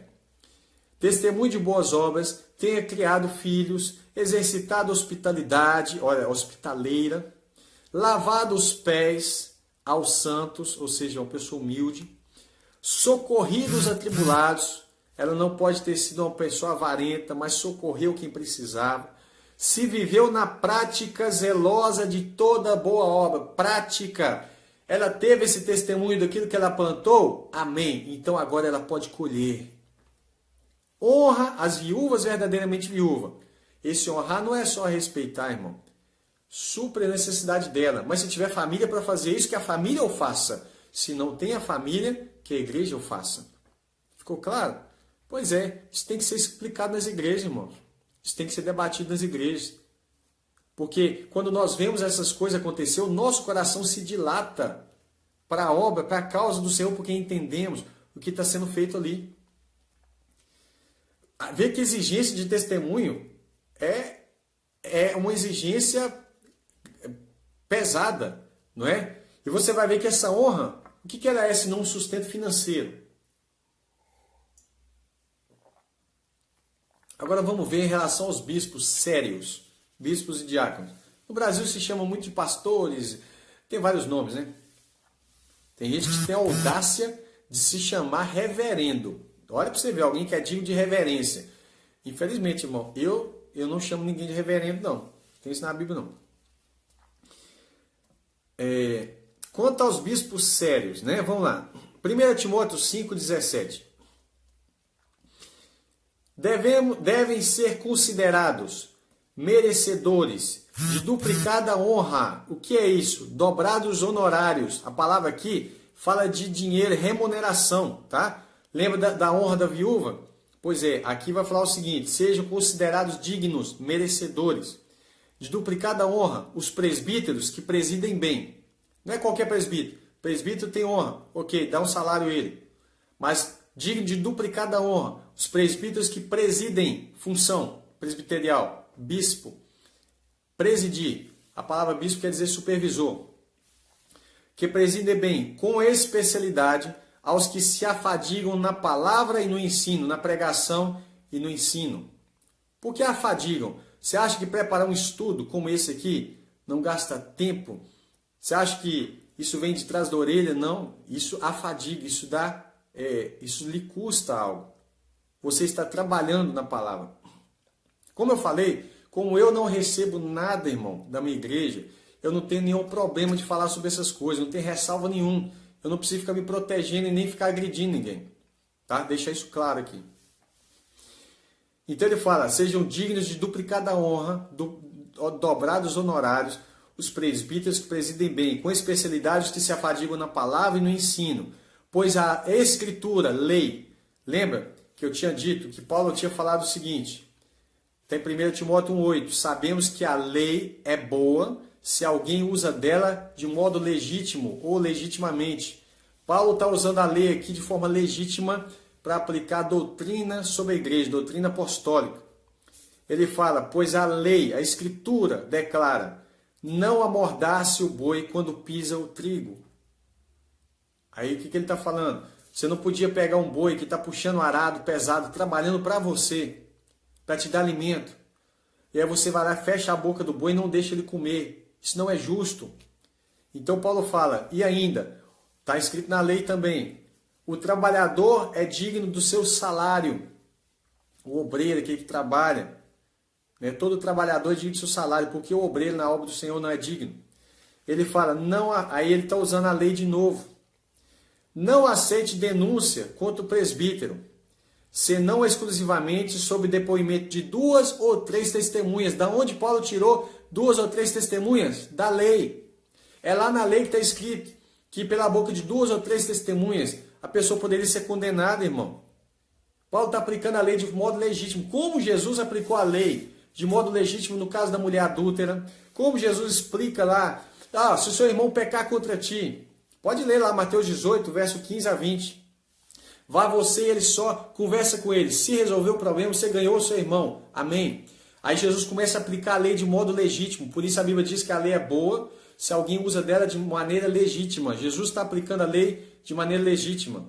Ele fala, se o seu irmão não te ouviu, então o que você faz? Chama mais uma, serão 2 pessoas, né? Você mais uma. Chama mais uma ou 2 pessoas, ou seja, e ele fala, porque pela boca de 2 ou 3 testemunhas, toda palavra seja confirmada. Jesus está aplicando a lei.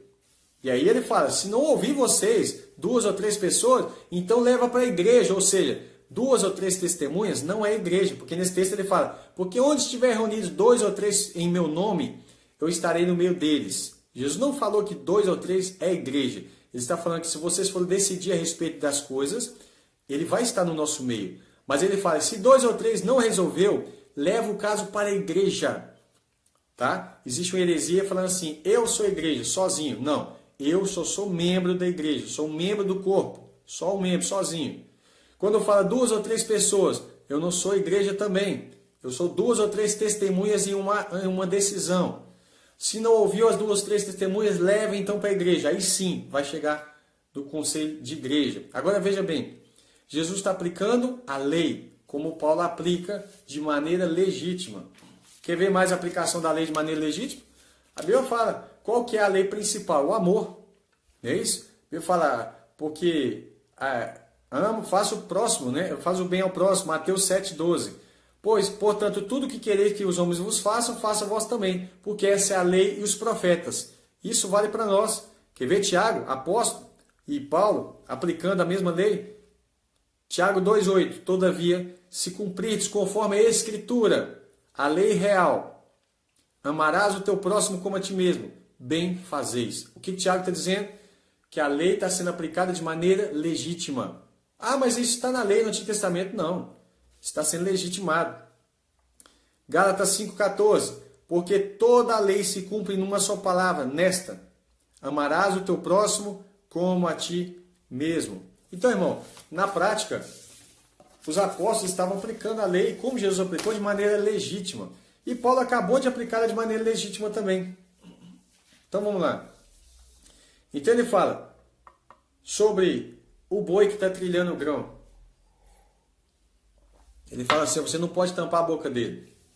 Quer ver mais um pouco profundo sobre isso? Vamos continuar. Quando ele fala aqui, deixando claro, tem gente que distorce, fala que você tem que honrar o presbítero mais. Honrar financeiramente, honrar só de respeito. Não é isso que está falando, não. Aqui está falando de finanças, financeiramente. Agora, para poder exercer esse direito de receber o sustento da igreja, tem que passar por um monte de critério. Tá? Uma pausa aqui, porque tem gente que vai pegar e vai distorcer um texto que tem em Mateus. Mateus 10, Jesus, eles falam assim, de graça receber, de graça dai. Vamos ver o que Jesus estava falando? Olha lá. Como eu falei, o estudo aqui, ele é profundo para desconstruir um monte de heresia de um lado e de outro. Porque tem um monte por aí. Mateus 10, verso 1. Chamando os seus 12 discípulos, Jesus chama os discípulos, deu-lhes poder, tá? Sobre os espíritos imundos, para expulsarem, para curarem toda enfermidade e todo mal. Esse poder, Jesus fala no verso 8, curai os enfermos, limpai os leprosos, ressuscitai os mortos, expulsai os demônios. De graça recebeste, de graça dai. Isso não tem nada a ver com a atitude, com a ação, com o ofício, com o ministério de um bispo. O que está falando para você que você recebeu de graça e que é para dar de graça é o poder de Deus. Alguém tentou comprar o poder de Deus. Atos 8,17. Então lhes impuseram as mãos e receberam o Espírito Santo. E Simão, que era um mago, que tinha convertido, vendo que pela imposição das mãos dos apóstolos era dado o Espírito Santo. E lhes ofereceu dinheiro, dizendo, dai-me também a mim este poder. Está vendo? Para que aquele sobre quem eu puser as mãos receba o Espírito Santo. Jesus fala, não, de graça receber o poder, de graça você vai dar. Mas Pedro disse, o teu dinheiro seja contigo para a perdição, porque cuidaste que o dom de Deus se alcança por dinheiro. Agora eu vou voltar no contexto lá de graça receber e de graça dar. Jesus está falando que eles não podiam receber nada, sustento, nem ajuda, nada. É claro que Jesus não faria isso, Jesus estaria assim, indo contra a lei. Jesus estaria indo contra o que Paulo fala. Logo em seguida, Mateus 10 ainda, olha o verso 9. Assim que ele fala de graça receber, de graça dar, ele fala assim, não leva prata, nem ouro, não possua prata, ouro, cobre em vossos cintos, nem alforje para o caminho, nem 2 túnicas, nem alpacas, nem bordões. Não sai carregando nada. Você já vai trabalhar e ainda você que vai levar o seu sustento.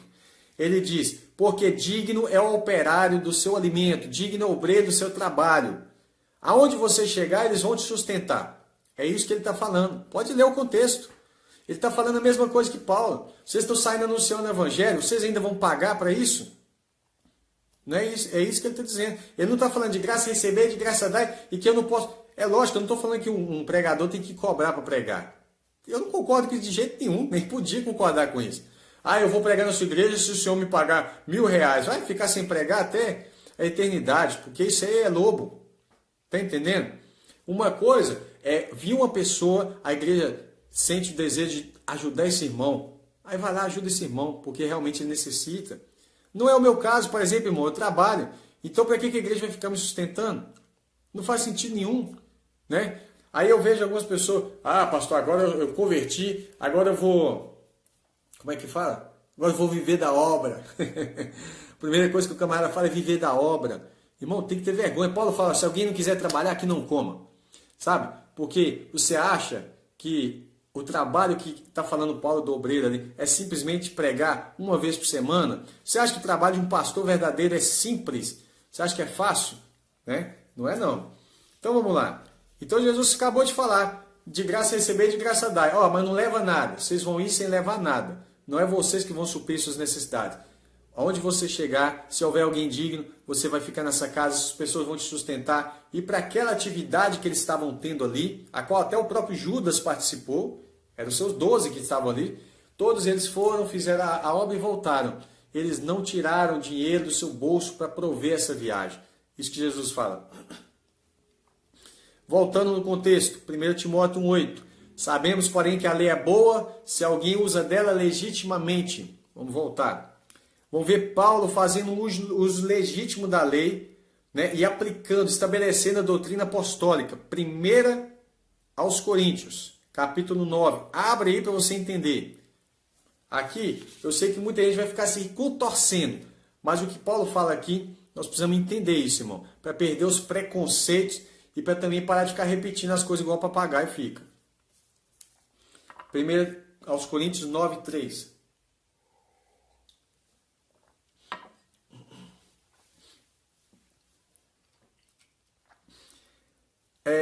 Ele fala assim, a minha defesa perante os que me interpelam é esta. Não temos nós o direito. Paulo não está falando conversinha de algo assim que ele estava usurpando a igreja. Paulo não era lobo. Paulo era um apóstolo do Senhor. Né? Função apostólica, bispo, dom, ministerial, apóstolo. Ele fala assim, eu não estou falando de algo que nós não temos direito. Ele fala assim, não temos nós direito de comer e beber? Aí algumas pessoas falam, não, é só comer e só beber. Peraí, então ele não tinha direito de vestir, não? Paulo tinha que dar uma lista de tudo que ele tinha direito. Paulo está falando, nós não temos direito de ser sustentado, de comer e beber. É isso que ele está dizendo. Mas ele também tinha direito de vestir. Ele tinha direito de dar o sustento para sua esposa, para os seus filhos, se ele tivesse. E é o que ele vai falar logo em seguida. Também eu digo nos fazer acompanhar uma esposa crente, como também os demais apóstolos que tinham suas esposas, e os irmãos do Senhor, de Jesus, e Cefas, que é Pedro. Pedro tinha esposa, lembra? Que Jesus cura a esposa, a sogra de Pedro, logo ele tinha esposa. Olha, ele fala, ou somente eu e Barnabé não temos o direito. Não é simplesmente, se a gente quiser. Não, Paulo tinha direito de deixar de trabalhar. Como assim deixar de trabalhar? Se ele acabou de falar que quem não quiser trabalhar não coma. Deixar de trabalhar para o mundo, irmão. Mas trabalhar para Deus exclusivamente na obra do Senhor. Então ele fala, só eu e Barnabé não tem direito de ficar por conta da igreja. É direito. Isso precisa ficar na mente das pessoas, precisa entender. Direito é algo de honra. É um direito. Nós não temos direito de deixar de trabalhar. Agora ele vai falar algo importante. Quem jamais vai para a guerra à sua própria custa?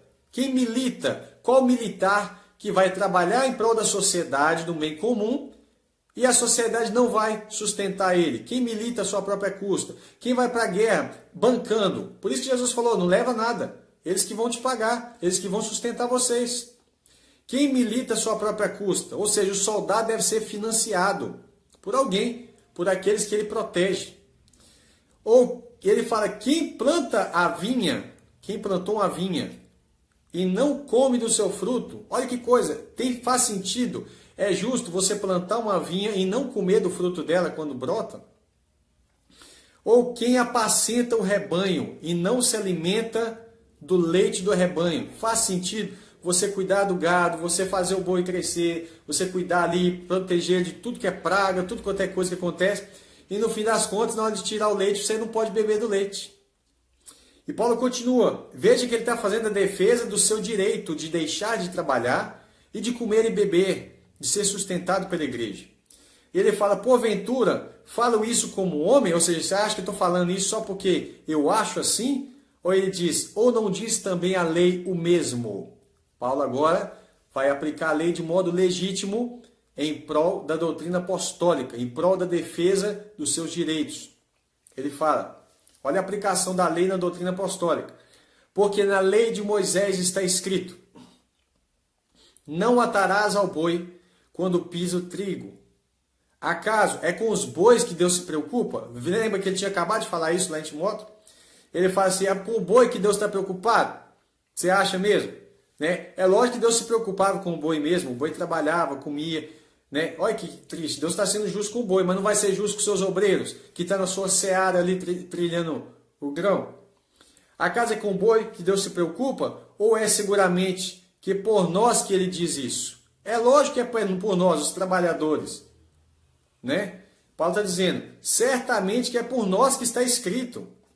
Pois o que lavra, que está trabalhando na lavoura, deve fazê-lo com esperança. Ou seja, quem está cuidando do corpo de Cristo, também vai achar e vai deixar a coisa para lá. Deve lavrar com esperança, fazê-lo com esperança. O que pisa o trigo, o grão, faça na esperança de receber a parte que lhe é devida. Isso parece que soa como comichões, com coceira no ouvido de alguns que não querem entender que os obreiros são dignos sim dos seus salários. E eu falo isso e repito, eu não recebo salário da igreja. E os irmãos da minha igreja devem estar escutando isso agora e são testemunhas. E não falo isso. A minha internet caiu aqui, nós voltamos. Bem, vamos lá. Como eu estava falando, eu não recebo da igreja a qual eu pastoreio. Eu não falo isso por orgulho. Eu estou falando isso com a convicção de alguém que sabe o que está falando, que tem meditado na palavra de Deus e que tem colocado as coisas num equilíbrio. Porque a Bíblia fala que nós precisamos ser moderados. E só o Espírito Santo nos dá moderação suficiente para entender essas coisas, irmãos. Aí algumas pessoas falam, mas tem muitos aí que são lobos. Esquece os lobos, nós estamos falando o que é que a Bíblia diz. Tá certo? Paulo continua falando que se você lavra, ou se você é um trabalhador na lavoura de Deus, você deve lavrar com esperança, senão você vai fazer tudo de mau gosto. Tudo você vai fazer assim, como se estivesse fazendo, como se estivesse pesado. Ele fala, e o que pisa o trigo, faça com esperança de lhe receber a parte que lhe é devida. Se nós semeamos a vós coisas espirituais, o que Paulo semeava de espiritual? A pregação do evangelho, as orações que Paulo fazia. Paulo ministrava. Quando um obreiro ele é sincero diante de Deus, Deus usa ele para edificar a sua família, para que os seus filhos sejam obedientes, para que sua esposa e seu marido sejam pessoas fiéis ao Senhor, fiéis ao casamento. Não é isso? Tudo isso é bênção que Deus está fazendo. Agora Paulo fala, se nós semeamos a vocês as coisas espirituais, será muito que recolhemos de vocês os bens materiais? Será que está tão pesado assim? Será que é difícil demais para a igreja sustentar um obreiro? Será que é justo? Porque o primeiro princípio da fé, o primeiro mandamento é ama, é amor. Agora, como que eu falo que eu amo o próximo como a mim mesmo e mando um obreiro e falo assim, ó, você pode ir, mas você só vai viver do seguinte, é comer e beber, o resto é resto. Isso você quer para você? Não. Você quer estudar, você quer ter uma casa, você quer ter um carro, quer ter um telefone celular. Imagina se eu tivesse sendo sustentado só para comer e beber, não teria um celular para poder fazer esse vídeo aqui agora para você. Será que é justo? Olha, nós precisamos entender isso, irmão. Eu preciso amar o próximo como a mim mesmo. Preferir uns aos outros em honra. Se eu tenho um pastor que cuida de mim, eu gostaria de ter, tá, irmão? Um pastor assim, sabe, abençoado, que eu olho e faço, rapaz, eu amo esse camarada. Eu queria abençoar a vida dele. É lógico que eu queria, porque eu fazendo a ele, estou fazendo a Deus. Fazendo aos meus irmãos carentes, eu estou fazendo a Deus. É isso que a Bíblia ensina. Mas eu fico ali me privando, sendo avarento, inventando um monte de desculpinha para não apoiar o ministério. Agora, Paulo pega e fala assim, se nós semeamos a vocês coisas espirituais, será muito que recolhemos os bens materiais? Se outros participam desse direito sobre vocês, não temos nós, em maior medida, direito? Deixa eu baixar aqui, essa luz está me incomodando.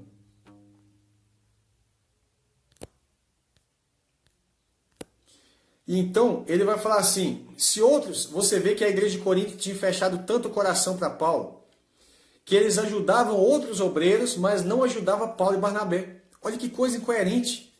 É por isso que Paulo vai falar assim, vocês estão com o coração fechado, dilatai-vos para nós. O bispo não gostou, é verdade. Dilatai-vos para nós.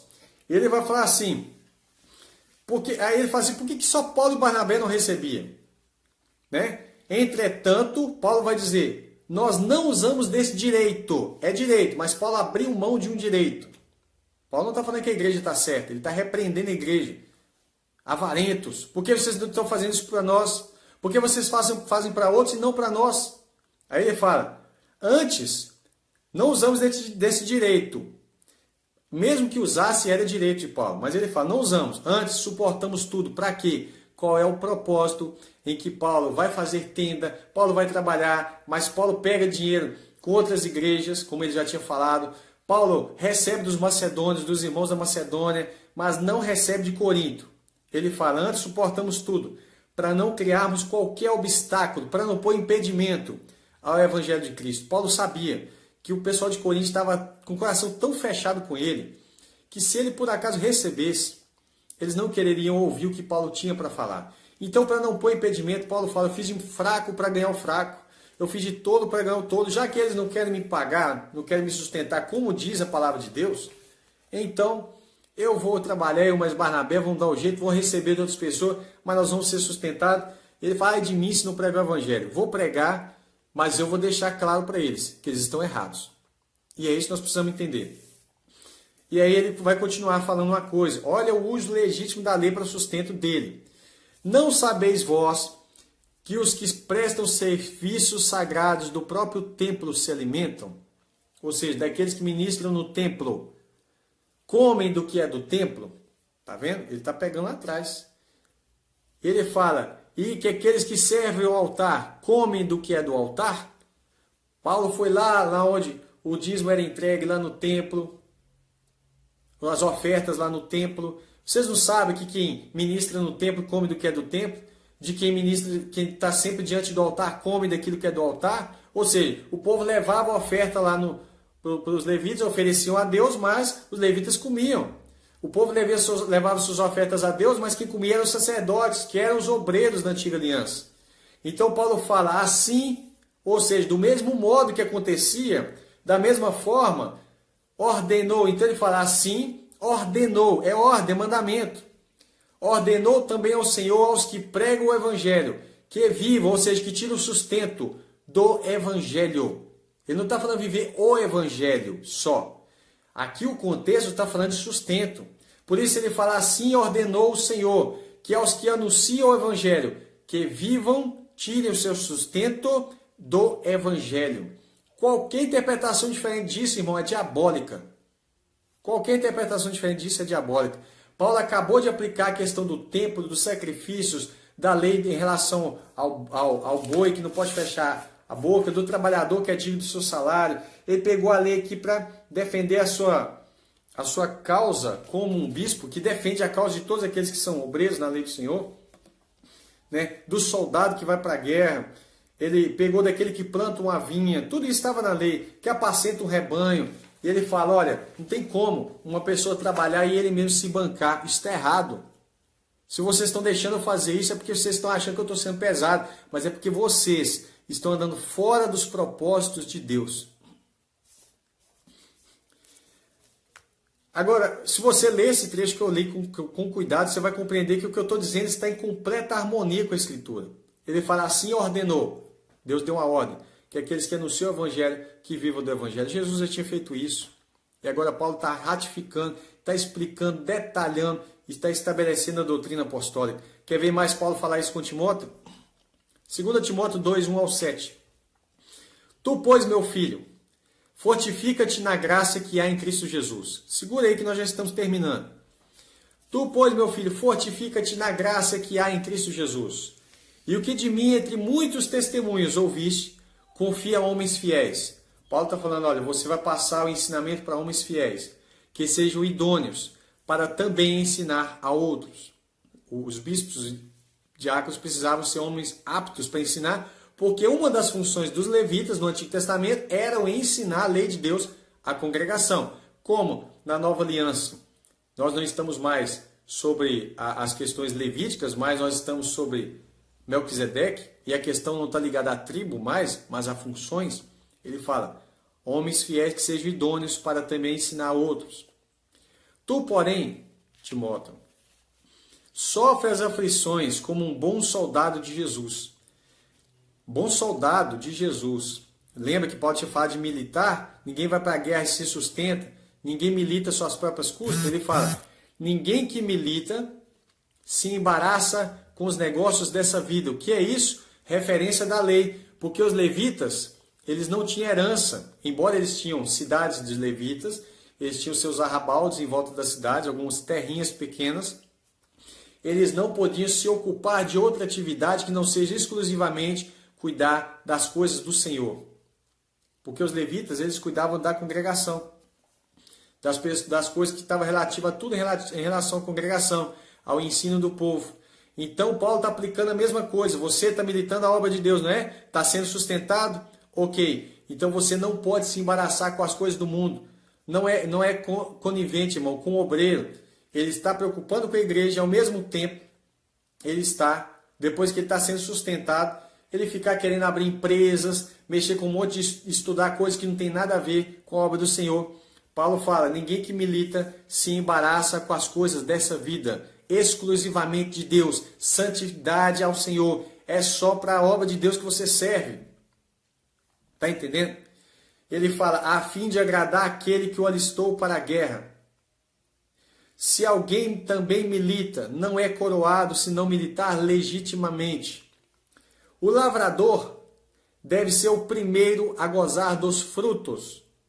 Ó, Paulo linkou isso aqui com o que ele tinha falado em 1 Coríntios 9. Lavrador, lembra? Considera o que eu digo e o Senhor te dará entendimento em tudo. Para quem sabe ler um pingo é ponto. Paulo acabou de falar, o lavrador, você está lavrando, está trabalhando, Timóteo. Você tem que ser o primeiro a gozar dos frutos. Agora você fala, pastor, você falou que não recebe da igreja. Como é que você faz? Eu recebo o meu salário, eu trabalho fora. A igreja não me dá um tostão. A partir do momento que a igreja resolver e falar assim, pastor, nós temos condição de sustentar você e ainda de sustentar as necessidades dos pobres, das viúvas, dos necessitados em geral. Agora você vai ficar por conta da obra de Deus. Aí então eu preciso sair do meu emprego, mas eu não posso me embaraçar com as coisas desse mundo. Eu tenho que ter o meu tempo totalmente dedicado à palavra de Deus. Eu tenho que ter o meu tempo totalmente dedicado às orações, totalmente dedicado às visitas. Irmãos, são muitas atividades que um obreiro precisa exercer. Ele é um supervisor, um bispo é um supervisor. Ele precisa estar visitando os irmãos que estão enfermos. Ele precisa estar visitando pessoas que estão precisando ser alimentadas para serem verdadeiramente fortalecidas na fé. Isso gasta tempo. E principalmente, ele precisa cuidar da sua casa. Ele precisa ter uma família organizada. E como que eu posso, por exemplo, cuidar do meu trabalho, cuidar da igreja, cuidar da minha família? Não tem como eu cuidar de tudo isso ao mesmo tempo. Por enquanto, a igreja é pequena, dá para você fazer isso, mas você precisa plantar, tendo a mente espiritualmente, não ser ganancioso e avarento, espiritualmente em entendimento de que um dia, se houver colheita, e tem que ter esperança de que haja essa colheita, porque senão você vai ficar acomodado. Por exemplo, para mim, é vantagem ficar no estágio que eu estou. Por quê? Porque o meu salário, financeiramente, vamos dizer assim, é bom. Então não faz sentido para mim sair e a igreja me dar lá, vou te dar o que a gente quiser, e fica lá aquela minguado. Você está entendendo?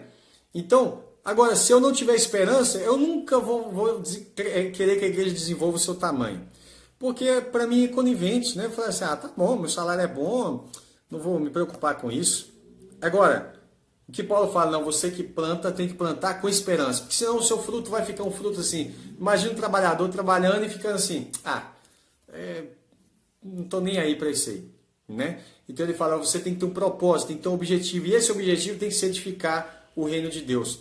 Nós precisamos entender essas coisas. Agora, eu fico olhando as pessoas que falam mal de templo, vocês que congregam em templo, né? Sinagoga de Satanás.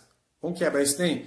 Vai lá para Apocalipse, vai falar o que é sinagoga de Satanás. Eram falsos judeus que estavam ali atrapalhando. Paulo até fala, os da circuncisão, que estavam atrapalhando os Gálatas, atrapalhando os romanos, atrapalharam o ministério de Paulo um monte de vezes.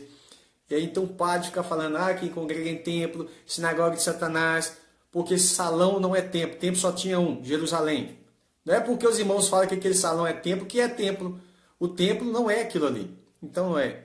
Né? As próprias pessoas começam a falar, os dízimos, dízimo era comida, etc. e tal. Então por que você está implicando que as pessoas chamam dinheiro de dízimo? Se não é dízimo, então. Entendeu? Então é outro problema. Né? A questão é chamar 10% de dízimo ou de qualquer outra coisa, não vai levar os irmãos para o inferno. Né? Chamar o salão de templo também ou não vai condenar ninguém. Né? Então você vai falar assim, pastor, nós não temos a tribo de Levi para sustentar. É fato. Mas ainda nós temos os obreiros, nós temos órfãos e viúvas necessitados em geral. E até os estrangeiros, que a igreja não pode fazer só para ela ali dentro. Ela também tem que ajudar os de fora, quando lhe for possível fazer isso. Você vê que uma análise da questão do dízimo, todo o seu conceito, e que Paulo aplica, o conceito daquilo que é do templo, come do que é do templo, aquele que estão diante do altar, come do que é do altar, ele está falando justamente do conceito e do contexto de dízimo na nova aliança. E aí você vai ver hoje a contribuição como prioridade, né? Venderam tudo que tinham, com liberalidade, sem avareza, sem ganância, né? Com alegria, porque Deus ama quem dá com alegria, porque já entende o propósito, porque está fazendo. Proporcionalidade, a Bíblia fala que você deveria contribuir segundo a prosperidade de cada um, né? Fé praticada, submissão ao Evangelho, colocar mamon debaixo dos pés de Deus. O seu dinheiro é quem que te deu sustento? É Deus. Então honra o Senhor. Como que eu vou honrar o Senhor? Se eu não posso dar dinheiro para a cabeça que é Cristo, não precisa de dinheiro, mas o corpo precisa. Né? Então no Antigo Testamento você tinha sacerdotes e levitas, que eram os obreiros lá do Antigo Testamento, mas no Novo você tem bispos e diáconos, que são os obreiros atuais. No Antigo Testamento você tinha órfãos, viúvas necessitados. No Novo Testamento você também tem órfãos, viúvas e necessitados. Agora eu te pergunto, como que você quer impor a mesma carga na nova aliança, mas se você não dá o mesmo recurso? Isso é incoerência, isso não é justo.